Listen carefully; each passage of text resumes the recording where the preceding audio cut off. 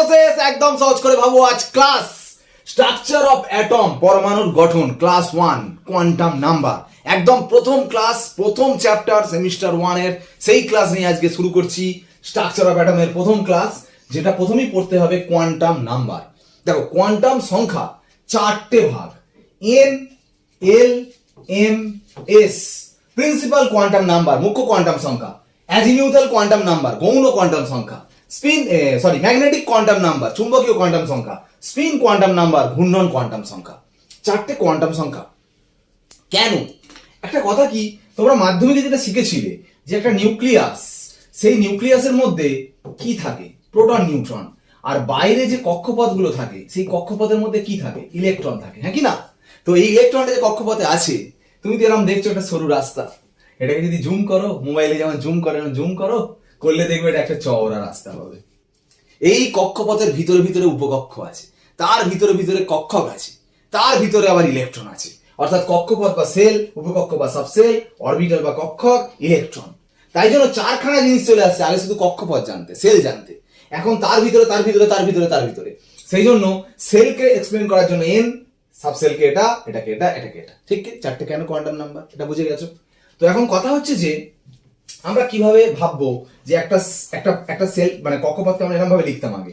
এখন চওড়া রাস্তা, তার ভিতরে এরকম উপকক্ষ থাকছে, তার ভিতরে এরকম কক্ষক থাকছে, ঠিক আছে, তার মধ্যে থাকছে ইলেকট্রন। এই নিয়ে আমরা ডিটেলস কিন্তু আলোচনায় আসবো। তার আগে একটা কথা আমি বলি, এই 8টা পয়েন্ট তোমার কিন্তু ভালো করে জানতে হবে। এক এক করে পয়েন্টগুলো বলবো, তুমি শিখবে। দেখো, এটা তোমরা জানো, মাধ্যমিকে শিখে গেছো যে আমরা প্রথম কক্ষপথ কে সেল বলি, কে কক্ষপথ। দ্বিতীয়টা এল সেল, এম সেল, এন, ও, পি, এরকম করে কক্ষপথগুলো জানতে, সেলগুলো জানতে, এটা তুমি জানো।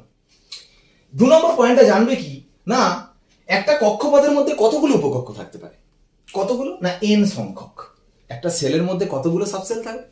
N number. এন নাম্বার মানে ধরো কে কক্ষ মানে এন এর মান কত? 1, তার মানে ওর মধ্যে একটাই সাবসেল থাকবে। যদি বলে ও কক্ষপথ, কে এল এম এন ও, কটা কক্ষ? কত? এন এর মান 5, ওর মধ্যে 5টা উপকক্ষ থাকবে, মানে 5টা সাবসেল থাকবে। যার এন এর ভ্যালু যত, তার মধ্যে ততগুলোই সাবসেল বা উপকক্ষ থাকবে, হ্যাঁ কি না? হলো। এবারে একটা কথা বলি, এল এর ভ্যালুটা মনে রাখবে 0 to n-1। কিভাবে কি অ্যাপ্লিকেশন হচ্ছে আমি সব এক এক করে ধরে ধরে দেখাবো।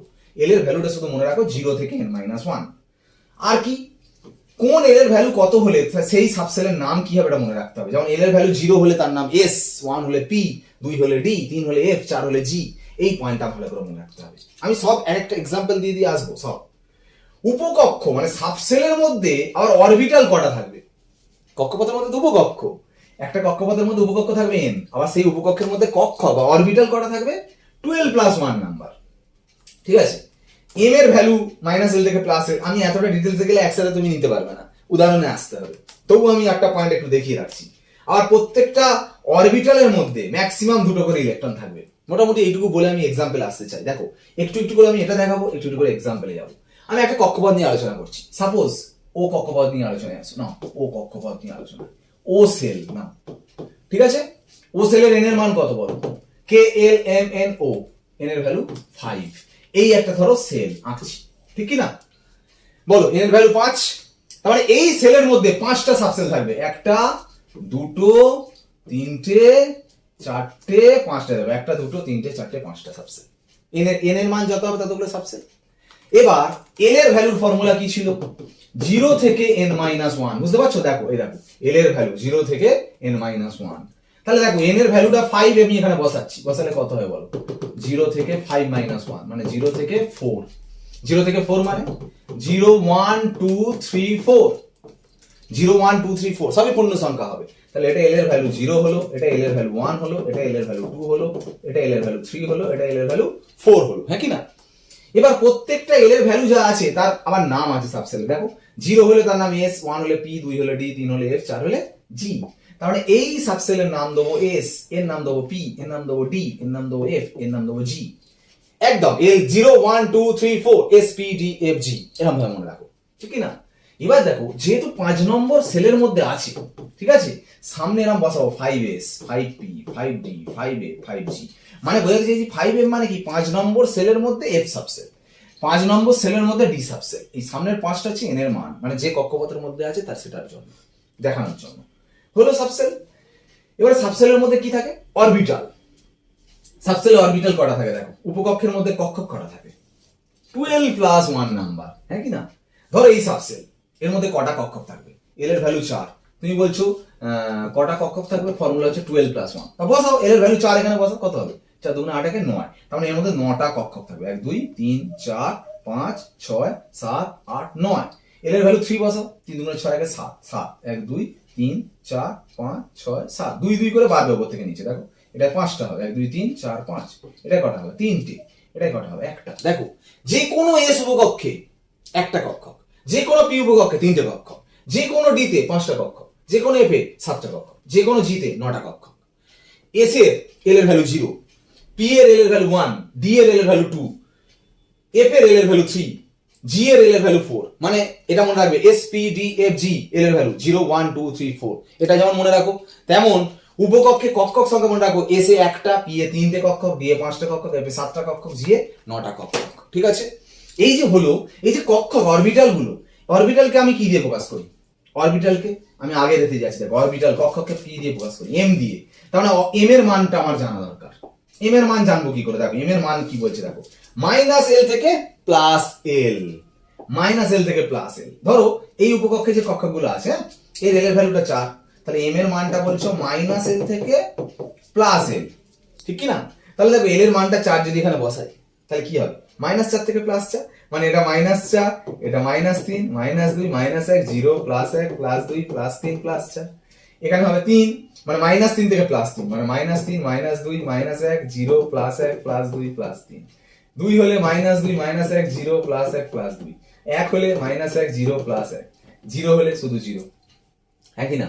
এবার দেখো লাস্ট পয়েন্ট, প্রতিটা কক্ষকে সর্বোচ্চ 2টো ইলেকট্রন থাকবে। এভরি অরবিটালের মধ্যে ম্যাক্সিমাম 2 ইলেকট্রন, প্রত্যেকটা ঘরে 2টো করে ইলেকট্রন থাকবে ম্যাক্সিমাম। এবং স্পিন কোয়ান্টাম নাম্বার 2টো, plus half minus half. Spin quantum number মানে কোনটা বলো তো? এইটার কথা বলছি, এইটা ইলেকট্রনকে যদি এক্সপ্লেন করে। মানে ইলেকট্রন যখন ঘোরে সেই পৃথিবীর মতো একটা বার্ষিক গতি আহ্নিক গতি, ইলেকট্রনও কিন্তু একটা তো নিউক্লিয়াসের দিকে ঘুরছে এরম ভাবে, 2টো ইলেকট্রন যখন ঘোরে তখন এরম ভাবে ঘোরে, মানে এরম ভাবে ঘুরতে ঘুরতে যায়। নিউক্লিয়াসকে যেমন ঘুরছে সেরকম নিজের অক্ষের চারিদিকে আবার দুদিকে ঘুরছে, একটা ক্লকওয়াইজ একটা অ্যান্টি ক্লকওয়াইজ। ওই জন্য 2 ধরনের ঘূর্ণন, একটা প্লাস হাফ একটা মাইনাস হাফ দেখানো হয়। ওই জন্য ইলেকট্রন গুলো যখন দেওয়া হয় এরকম ভাবে দেওয়া হয়, প্লাস প্রত্যেকটা মানে প্লাস হাফ মাইনাস হাফ, প্রত্যেকটা যখন 2টো করে ইলেকট্রন দিচ্ছ, একটা এরকম দেখাচ্ছে একটা এরকম দেখাচ্ছ। আচ্ছা সবেতে যদি ইলেকট্রন দাও কটা হবে বলো তো? ঘর কটা টোটাল দেখো, 1 2 3 4 5 6 7 8 9 10 11 12 13 14 15 16 17 18 19 20 21 22 23 24 25টা ঘর, 2টো করে ইলেকট্রন দিলে কত হবে? 50টা। তাহলে টোটাল ইলেকট্রন 50। তোমাদের মাধ্যমিকের সূত্র কি ছিল? 2n²। n এর ভ্যালু কত? 5, 5টা বসিয়ে দাও, কত হবে? 2 × 5² মানে কত হবে? 50। দেখো মিলে গেল মাধ্যমিকের সাথে, হ্যাঁ কি না? তাহলে আমি একটা শর্টে পুরো সব কক্ষপথ উপকক্ষ সব একসাথে আমি বলে দিচ্ছি, ভালো করে শোনো। ধরো তুমি কে কক্ষ নিয়ে আলোচনা করবে, কি এল কক্ষ, এম কক্ষ, এন কক্ষ, ঠিক আছে? আচ্ছা কে কক্ষের এন এর মান কত? 1, এল কক্ষের এন এর মান 2, এম এর 3, এন এর 4। এবার বলো এল এর ভ্যালু কি ছিল? 0 to n-1। তাহলে 4 হওয়া মানে 0 থেকে n-1 মানে কত হবে? 0 1 2 3। 3 হওয়া মানে 0 1 2।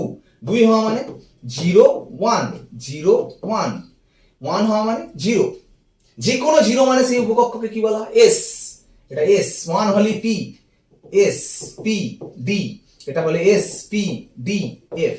এবারে দেখো এটা 1 নম্বর কক্ষের মধ্যে আছে, ওই জন্য 1s দেবো। 2 এর মধ্যে আছে বলে 2s 2p, 3 এর মধ্যে আছে বলে 3s 3p 3d, 4 এর মধ্যে আছে বলে 4s 4p 4d 4f। হলো সবগুলো উপকক্ষ হলো। এবার উপকক্ষের মধ্যে কক্ষক সংখ্যা, অরবিটাল নাম্বার ইন সাবসেল। তাহলে এই কক্ষপথের মধ্যে 4টে উপকক্ষ, এই কক্ষপথের মধ্যে 3টে সাবসেল, এই সেলের মধ্যে 2টো সাবসেল, এই সেলের মধ্যে একটা সাবসেল। এবার এর মধ্যে প্রত্যেকের মধ্যে অরবিটাল নাম্বারের ফর্মুলা হচ্ছে 12 + 1। প্রত্যেকটা 12 + 1 বসালে জেনেই গেছো তো, এসে একটা করে থাকে, এসে একটা করে, পি এ 3টে করে, এসে একটা, পি এ 3টে, ডি এ 5টা, এসে একটা, পি এ 3টে, পি এ 3টে, ঠিক আছে, ডি এ 5টা, এফ এ 7টা। আচ্ছা প্রত্যেকটা পি এ 3টে করে ঘর, ইলেকট্রন কটা থাকবে? ম্যাক্সিমাম 6টা, ডাবল, কারণ একটা ঘরে 2টো করে ইলেকট্রন। সেই জন্য ইলেকট্রন দেখে 2 দিয়ে গুণ করা হয়েছে, 12 + 1 এর ডাবল, মানে 1 থাকলে 2, 1 থাকলে 2, 3 থাকলে 6, 1 থাকলে 2, 3 থাকলে 6, 5 থাকলে 10, 1 থাকলে 2, 3 থাকলে 6, 5 থাকলে 10, 7 থাকলে 14, ঠিক কি না? এবার শোনো, এই কথাটা আর এই কথাটার মধ্যে পার্থক্য কোথায় দেখো। এখানে বলছে উপকক্ষে কক্ষক সংখ্যা, এখানে বলছে কক্ষপথে কক্ষক সংখ্যা। এখানে বলছে অরবিটাল নাম্বার ইন সাবসেল, এখানে বলছে অরবিটাল নাম্বার ইন অরবিট বা সেল। মানে এইটা সেল, এর মধ্যে সাবসেল 3টে, তার মধ্যে অরবিটাল এতে একটা, এতে 3টে, এতে 5টা। তাহলে এই সেলের টোটাল অরবিটাল কটা? 5 3 8 একে 9টা। এই সেলের টোটাল অরবিটাল কটা? এই সেলের সাবসেল ছিল 4টে, তার মধ্যে অরবিটাল এখানে একটা, এতে 3টে, এতে 5টা, এতে 7টা। মোট অরবিটাল কটা? 7 5 12 13 14 15 একে 16টা। ভালো করে দেখো, 4 এর স্কয়ার 16 হচ্ছে, 3 এর স্কয়ার 9, ওই জন্য n স্কয়ার ফর্মুলা। 2 এর স্কয়ার 4, 1 এর স্কয়ার 1। আর ইলেকট্রন আবার তার ডবল, কক্ষক যাবে তার ডবল, মানে এটা 2 হয়ে যাবে, এটা 8 হয়ে যাবে, এটা 18 হয়ে গেল, এটা 32 হয়ে গেল। এইভাবে তুমি করছো সবগুলো। দেখো, এই হচ্ছে total quantum number concept, shell, subshell, orbital, electron, মানে কক্ষপথ, উপকক্ষ, কক্ষক, ইলেকট্রন। এই যেটা পড়ালাম প্রায় টেক্সট বুকে দেখবে আমি প্রায় 10 থেকে 12টা পেজের একদম বেসিক কনসেপ্টটা দিয়ে দিলাম। একদম কনসেপ্ট ক্লিয়ার করো, ভালো করে এখান থেকে কোয়েশ্চেন গুলো অ্যান্সার করো, দেখতে পাবে পুরো এই জায়গাটা ভালো করে ক্লিয়ার হয়ে থাকলে তুমি সমস্ত কোয়েশ্চেন অ্যান্সার পারবে। ঠিক আছে? আরো ভালো করে অবশ্যই কমেন্ট দেবে, যে যদি কোনো প্রবলেমস হয় তাহলে আমি আরো অন্য রকম ভাবে ভিডিও আনবো। ঠিক আছে? তো যাই হোক, আজকের ক্লাসে ফোকাস রেখেছো। নেক্সট ক্লাস 2 নিয়ে আমরা আসছি, ইলেকট্রন কনফিগারেশন নিয়ে পরের ক্লাসে। আজ এখানে শেষ করলাম। ওকে, বাই।